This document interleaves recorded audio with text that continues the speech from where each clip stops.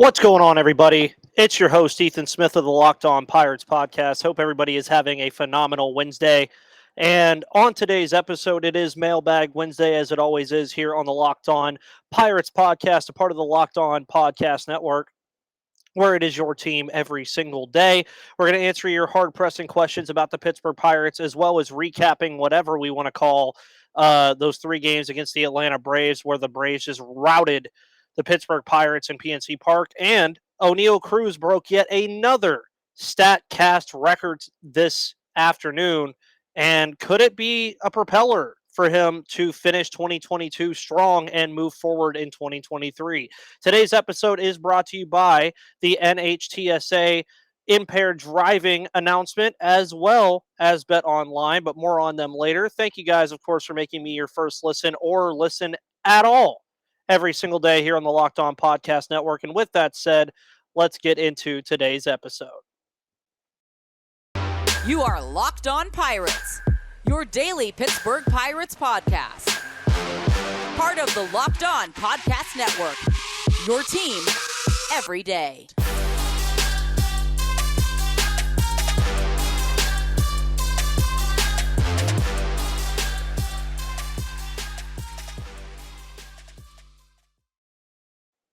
And welcome back to that Pirates podcast, everybody. I am, of course, your host who does the most, Ethan Smith. As you see, the facial hair is starting to come back in a little bit. I wish I could say it was a playoff beard and playoff facial hair, but doesn't exactly look that way for the Pittsburgh Pirates, who, again, were absolutely demolished by the reigning champion Atlanta Braves this weekend, or this beginning of the week. I wanted to say weekend because it feels like it was a weekend. I'm losing track of my days, okay? I'm losing track of my days. It'll be all right. But on today's episode, as always, every Wednesday, we are answering your hard-pressing questions about the Pittsburgh Pirates, and we're getting started with Pirates Queen Banshee. You guys may recognize her as one of the renegades of the Rotunda. She's very awesome. She goes to a lot of Pirates games. She's an awesome Twitter follow, so make sure you go follow her. And Haynes seems to take a one-size-fits-all swing for the fences approach at the plate.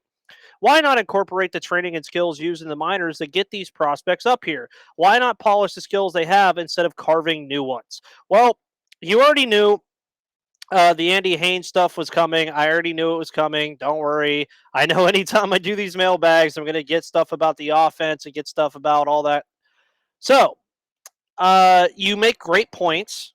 Very, very great points in terms of what got Jack Sawinski and Diego Castillo up here? Their power element. What got those guys up here was the fact that realistically, they have a power element that would help this team. Now, of course, they strike out a lot. You've still seen that in the minor leagues. That hasn't really fixed itself too much. But at the end of the day, I agree with you 100%.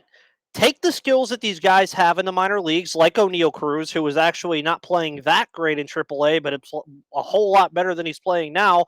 But again, as I always say, that is a attribute to seeing major league pitching as much as he has for the first time in his career. But Andy Haynes, I don't know what the disconnect is between these young kids, between Andy Haynes, between all this stuff. I don't get it, and I can't understand it, mainly because of the fact that there is talent on this team. Now, we're not going to sit here, and I'm not going to sit here and lie to you and say that this talent should be competing right now. No. Look at the lineup every day. This is not a competing lineup whatsoever, but this definitely is a lineup pretty much that has at least 4 or 5 guys that I would say that can be a real offensive threat game in and game out. Now, when I say this, I'm not saying this team should be putting up 8 or 9 runs a game, but don't be doing what they're doing now. They're very tame at the plate. I don't understand it whatsoever. They're very much taking pitches that they shouldn't be taking. And you see this with Oneil Cruz especially, and we're going to talk about him more later, but you see this with him especially where, again, as I said on the pod the other day, if Oneil Cruz is not swinging the bat and swinging at strikes and actually making an impact at the plate, he's just a 6'7" shortstop who plays a little bit of defense and runs fast and hits the ball hard. It's all fine and dandy when he does get the hits, but I'm here to tell you Oneil Cruz could have a lot more hits this season if he wasn't so tame at the plate, but I'm not going to blame that on him because at the end of the day, he's a young kid. It's his first time being up here consistently, and the coaches are telling him, hey, take strike one. Yeah, take strike two. But then what's going to happen? He's in an 0-2 count, a 1-2 count. He's going to get the breaking balls in the dirt that he struggles with because opposing pitchers in the major leagues are smart enough to realize that he's going to swing at it. So maybe take advantage of that fastball low and away that I know Oneil Cruz can pull. Look at the freaking power this kid has. He can do it. And there's a lot of players on this team that can do it. Michael Chavis is another guy that I like to talk about that should be in the lineup every day. I don't care about if he's facing a righty or a lefty or not. He should be in this lineup every single day. Brian Hayes is healthy now. He should be in this lineup every day. Brian Reynolds, every day. Kevin Newman right now, every day. There are certain guys right now we just do not need to see. And that's where I'll leave it at that. Quest Glove has a question about Cruz. How patient do you think we need to be with Cruz? He'll go 0 for 3 with some Ks for a couple of games and break some kind of record like hitting the ball 122 miles per hour or throwing it 90 plus miles per hour. The fan base can be so critical of him at times. Also, if you could make 3 decisions to help the team right now, what would you do to help the situation? So we'll start with Cruz. Yeah, be patient with the kid. I think it got lost in translation how much we were very upset that Oneil Cruz was not on this roster earlier in the year, which I'm a strong advocate that he should have been here opening day.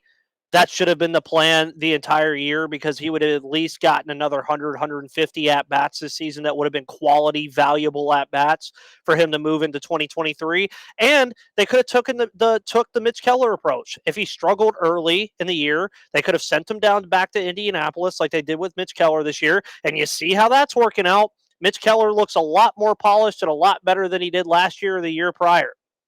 I think we just have to be patient. I think another reason why we are so critical of Oneil Cruz, again, is because of what we saw in AAA. If you watched him in Indianapolis with the Indians, it was a lot of, okay, this guy hits absolute nukes. He knows a little bit of defense, and he's fast. He can potentially play the outfield. He's going to be a complement to Brian Reynolds as a left-handed power bat, which is something the Pirates have a plethora of right now, but not exactly a plethora in terms of, okay, what do they do with it? Be patient with them. Seriously, be patient with them. But to your other question, if I could make 3 decisions to help the team right now, what would I do to help the situation? It starts with pitching.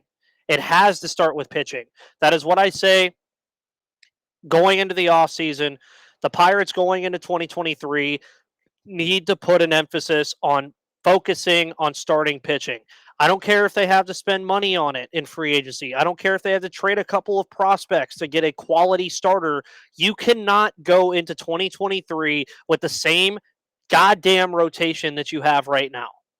It's inexcusable. It cannot happen. Roansy Contreras, he's only going to get better. He's only going to become more of a quality starter. Mitch Keller, with the usage of the sinker and the way he's played over the last 2 months, only going to continue to improve. He's still very young. He's 25. JT Brubaker might find lightning in a bottle. You never know. Then you have Michael Burrows and Quinn Priester, those kind of guys coming in the wings. You have Zach Thompson still in the fold. You still have a guy like Bryce Wilson who needs to move immediately back to the bullpen. Get 1 or 2 quality starters on this roster, and the pitching staff will be so much better. And that goes for the bullpen, too, because the bullpen has been good at times this year. It's actually been extraordinary at times this year. But Derek Shelton, for a lot of the flaws he has, his biggest flaw is he does not know how to manage a goddamn bullpen. Excuse my language today as well. But he does not know how to manage a bullpen to save his life. That's why we don't see David Bednar right now, because he was pitching 2, even 3 innings at times as a closer. That's not what he's supposed to do. He's supposed to go out there in the 9th inning, shut it down, and raise the Jolly Roger, play Renegade, and go drink some Icy Light and have a good time. That is what David Bednar is supposed to do. He is not a bridge 3-inning closer guy or 3-inning relief guy. He's not. You have some good options in the bullpen right now, though. You have David Bednar. Yuri De Los Santos, before his injury, looked pretty good. Will Crow, Dwayne Underwood Jr., Dylan Peters. They definitely need to get a left-handed pitcher, though. That is something that they've had to do the last couple of seasons. You see them get Tyler Anderson last year, trade him to Seattle. You see him get Jose Quintana this year, trade him to St. Louis. it's one of those things where the Pirates, until they find that guy that could stay in the rotation and not be a trade piece as a left-handed pitcher, that's going to be a constant need. Because even when you look in the system, there's no left-handed pitching coming. Cody Bolton, Cam View, Quinn Priester, Michael Burrows, Carmen Majinski, Jared Jones, Tanaj Thomas, all these guys are righties. All the lefties are too far away. So the Pirates need to put an emphasis there on left-handing pitching. That's two. I would say the relief and starting pitching. First base, I would like to see a good option at first base, a good left-handed power option at first base that may already be in the system with a guy like Mason Martin. Maybe you flirt with putting Jack Sawinski over there. Bly Madris isn't getting it done. Obviously, Josh Van Meter isn't getting it done. Yoshi Tsutsugo didn't get it done. They're going to have to find something, and it's going to have to be a lefty because I think Michael Chavis needs to continue to play first base. I do think their top three needs, though, are starting pitching, relief pitching, and a left-handed power bat at first base. I think that's what they need to get. I think that will make the team a lot better. I'm not saying in terms of competing, but where it stands right now, if they had those three things, you would not be seeing games like you saw today. Before we get into a couple more of your questions and recapping the series against the Atlanta Braves, I want to let you guys know about the NHTSA Drive Sober or Get Pulled Over announcement. You're hanging out with some friends and putting back a few drinks. A few becomes a few too many. As the evening comes to an end and people start to head out, you think of calling for a ride. You'll be good. You live nearby. You can make it home okay. It's no big deal. But what are the odds you get pulled over anyway? And even so, what's the worst that could happen? Your insurance goes up, you lose your license, you lose your job, you total your car, you kill someone. Everyone knows about the risks of driving drunk. The results are tragic and often deadly. However, that still doesn't stop everyone from getting behind the wheel while under the influence. That's why police officers are out right now looking for impaired drivers on our roads to save lives. So if you think you're okay to drive after a few drinks, think again. Play it safe and plan ahead to get a ride. It only takes one mistake to change your life or someone else's forever. So drive sober or get pulled over. Again, thank you for tuning into the Locked On Pirates podcast. You can find this podcast on Spotify, Odyssey, YouTube, Google Play, wherever you get your podcast in this fine year of 2022 that has not been so fine for the Pittsburgh Pirates. But Donna Hine said, what do y'all think of Shelton's management style? Is it him or an iron hand above, and can the farm system develop talent? I do think as of right now, Derek Shelton does have Ben Cherington in his ear in terms of who we want to see get at bats, who we want to see in terms of pitching, who you guys want to see in the bullpen. I think next year that changes. I think Derek Shelton will have a little bit more hands-on with what he does with the lineups because he'll have a lot more at his disposal, like a Leo Piguero, like a Matt Frazier, like a potential Connor Scott, like Kanan Smith-Njigba coming back, Cal Mitchell, Jack Sawinski, Diego Castillo, Rodolfo Castro, Marcano, Newman. There's a lot of different guys that Derek Shelton will be able to choose from next year. So I definitely think he'll be a lot more hands-on. His management style has garnered reason to be a little upset this year, mainly, as I said before, about the bullpen. He's done an okay job at managing the starters. I think he started realizing that guys like Bryce Wilson and Mitch Keller just don't need to go against a rotation or against a lineup more than twice. I think once they get into that third part, a lot of these lineups are starting to figure them out, and I don't like that. It scares the living hell out of me whenever these guys go more than two times through the rotation, which scared me against for Rowanzi the other night, but he actually performed really well against a strong Braves lineup. Can the farm system develop talent? Donna, I'm here to tell you, I don't really know yet because we saw a lot of rookies this year. I will be honest. You saw a plethora of new players this year. You saw a lot of rookies, but we still haven't even seen the best ones. This was the mid-level rookies that you got to see. Oneil Cruz and Rowanzi Contreras were the exception. Diego Castillo and Jack Sawinski, Tucupita Marcano, these were all guys in the bottom 15 of Pirates prospect boards. You're still waiting Nick Gonzalez, Henry Davis, Leo Piguero, Quinn Priester, Carmen Majinski, Jared Jones, Cody Bolton, Mason Martin. You're still G1 Bay. You're still waiting for a lot of these big names to come up. So it's really even hard to pin if the farm system can develop talent because we haven't truly seen all of it yet. We haven't even really seen it through the first couple years of this rebuild. There have not been a lot of rookies that have come up so far. This is really the first year where a lot of these guys are ready. And I'm here to tell you next year is going to be the same way with a lot of rookies pumping in and out. It's going to be in and out, in and out. And also, don't be surprised if you start seeing some guys be DFA'd next year. I think next year is the year where the Pirates are really going to start saying, okay, we have enough MLB talent or we could start letting these guys go, or we could start trading these guys for MLB prospects to fill holes in the roster. That's what they should do, but will they? We're going to get into a couple more questions here once I find them, because I know I had like 3 different mailbag posts. But Pirates Drew, of course, says, which is worse, MLB.TV local blackouts or Derek Shelton's bullpen management? I think they're tied. And Pitt Panther says, there's no way they bring back Haynes next year, right? I don't know, man. We'll see. That's really one of those I don't know ones. I really couldn't tell you. I have no absolute idea at all. I could not tell you whatsoever. I that's all I can really say. I just really don't know. But looking at this series, before we get into Oneil Cruz breaking yet another Statcast record, the bright spot of this series, I think, has to be the Roansy Contreras start. 2-1 loss, of course, on Monday, where Roansy went 7 innings. It was his first 7-inning start of his career.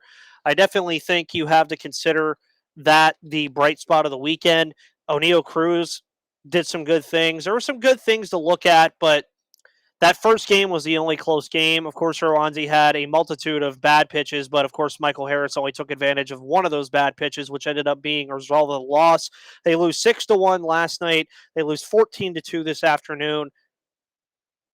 Tell me I'm supposed to be surprised here. I mean, the Braves are just a better team than the Pirates all around.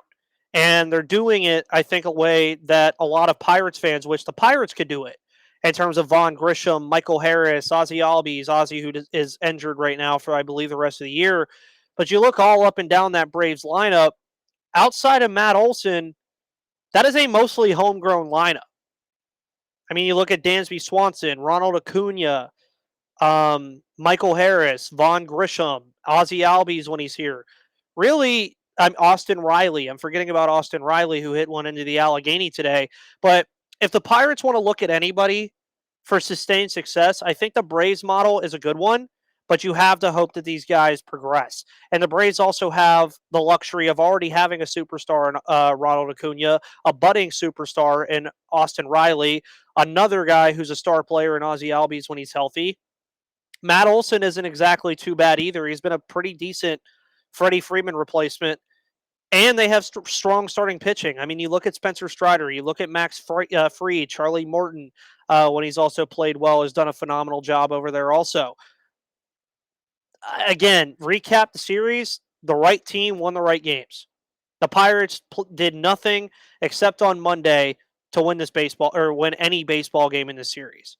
The only game they might have had a chance in was Monday, and that's because Roansy gave them a quality start. Of course, the offense didn't do enough to garner anything. The right team won all games in this series. I'm also here to tell you the Pirates are off tomorrow. They play the Phillies Friday, Saturday, and Sunday. More than likely, same result.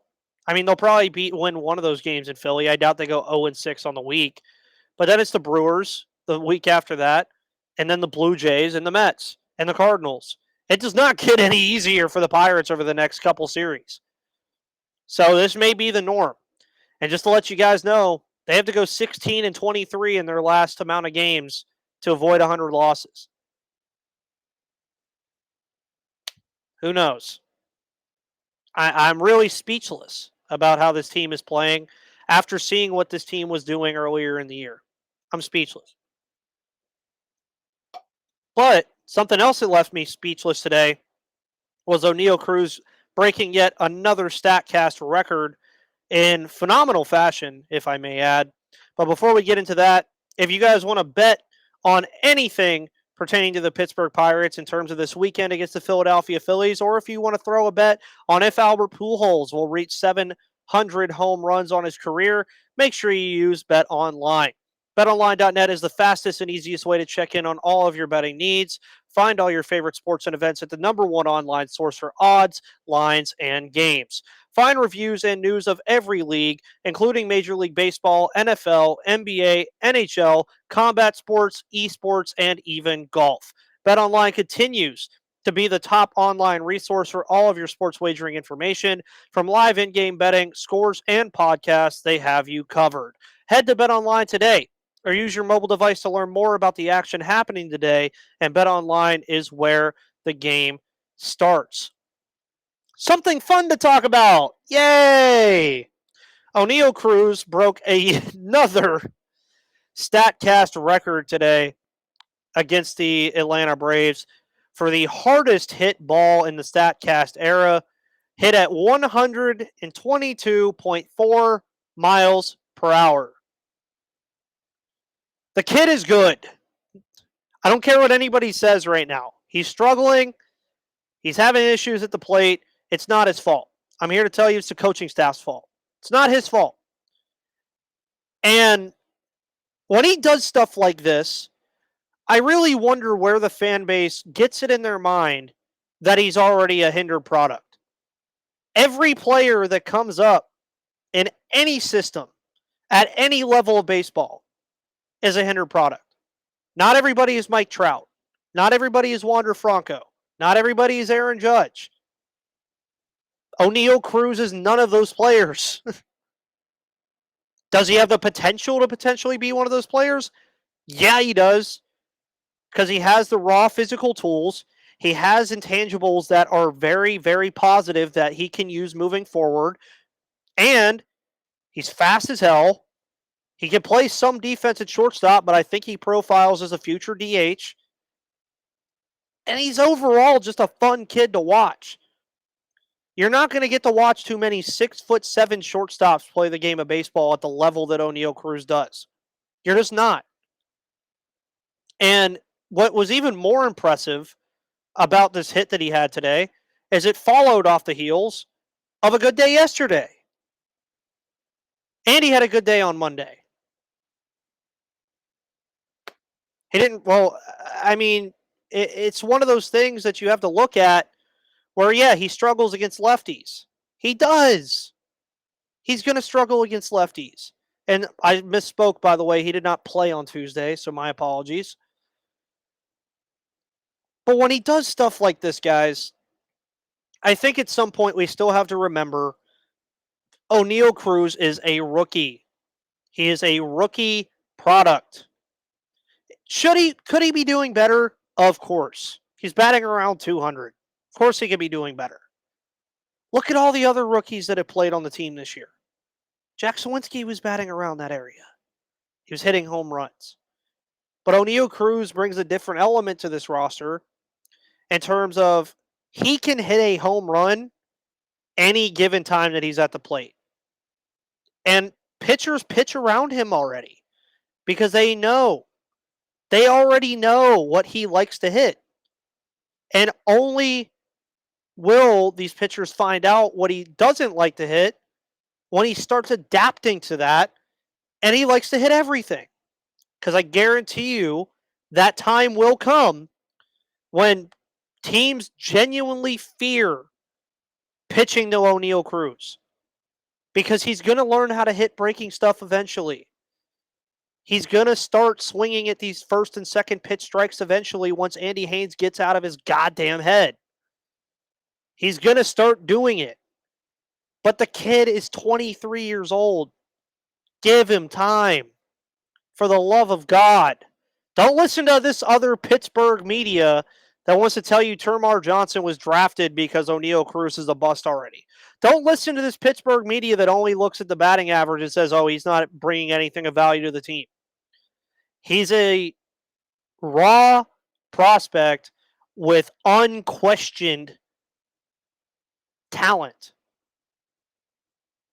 He wouldn't have been as hyped up as he was not only in Pittsburgh, but in national media markets if he wasn't going to be good. Want to make the best comparison here? Jared Kelenic in Seattle. he's had a rough go of things his first year or so. He's had to be sent down a couple times because the major leagues are not as easy as everybody thinks it is. Yeah, he was raking in AAA. Of course he was. Of course Roansy Contreras was dominating in AAA. Of course he was. Because that bridge between AAA and the majors is a lot bigger than people think. But that's all I have to say. I'll stop my rant. But happy for Oneil Cruz breaking yet another Statcast record. Hopefully he breaks some more. Screw it. Maybe he'll break his own record. But my name is Ethan Smith of the Locked On Pirates podcast. You can find me right here on Twitter at MVP_Ethan or at Locked On Pirates.